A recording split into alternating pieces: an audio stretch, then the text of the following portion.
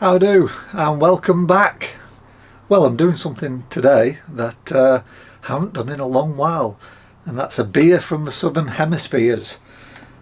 We're going back to Australia again, and this is their Carlton Draught lager. This is made by Carlton and United Breweries, which is now a subsidiary of Asahi Breweries in Japan. Most of the big breweries in Australia are actually owned by foreign companies. I think of all the big breweries, it's only Coopers that's still Australian owned. In fact, it's still owned by the Coopers family, or they're the largest shareholder.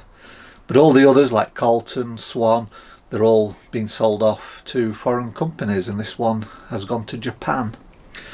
This is coming in at 4.6%, so for Australia I think that's a little bit on the stronger side.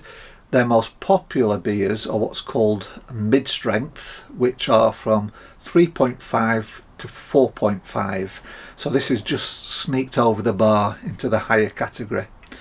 Okay, let's open it up and we'll see what it tastes like.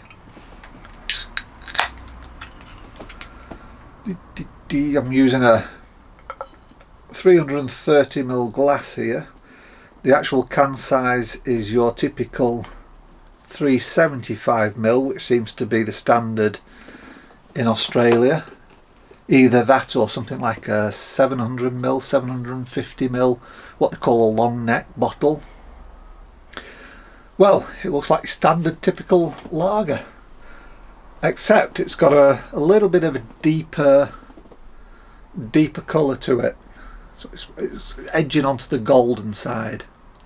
But it's certainly, it's got a darker look than your typical European Pilsner style lager beers like your Heinekens and your Carlsbergs. And your Fosters, which is interesting because it's the Carlton United Brewery that brew Fosters, based in Melbourne, Australia. Right, aroma. Yep. Very typical sort of like mass produced lager aroma. Malt. Virtually no hop. And there is a little bit of something. A little bit of like a watery aroma. In fact, it smells quite similar to some of the Polish beers I've been drinking. It's got that certain smell to it. Okay, let's dive in.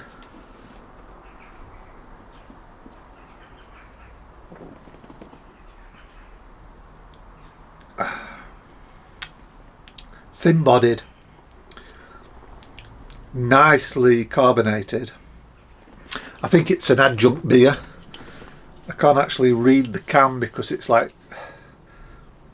black writing on this red tin, and it's not that easy to see, so I can't see the ingredients, but I do get a sense it might be an adjunct beer. Very sort of malty.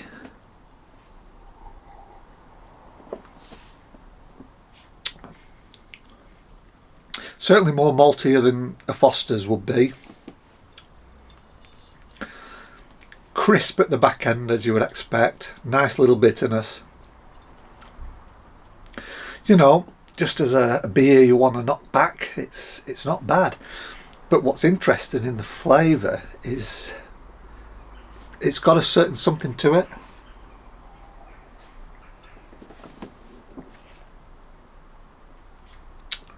And it's reminding me of them Polish beers. Especially the more mass produced, like the Tisk and the Varka. I'm sure it must be to do with the water. There's a little bit of sulphuriness just at the back. I'm just picking it up now. I'm sure it must be the water. So maybe Melbourne has similar water to Poland. Who knows? But it does have that certain taste to it.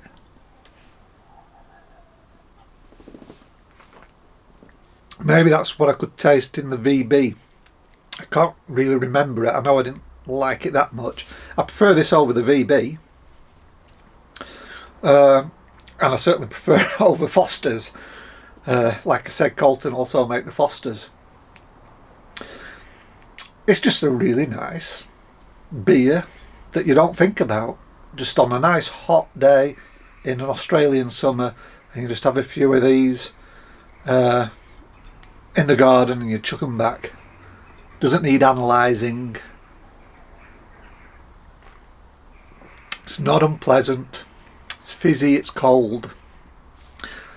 Malty. There's virtually no hop. I'm assuming they use Pride of Ringwood hop. That seems to be a very common hop in Australia. It's an Australian hop. It's actually a derivative of a English hop I forgot the name of, but there's a Pride of something in England. I forgot the name of it now, and they took it to Australia, to a place I think it's called Ringwood, and they started to grow it there, and so it's called the Pride of Ringwood. That's very common in Australian mass-produced lager beers, but you can't really taste any hop flavour. But there is a nice little bitterness at the back end, which I like.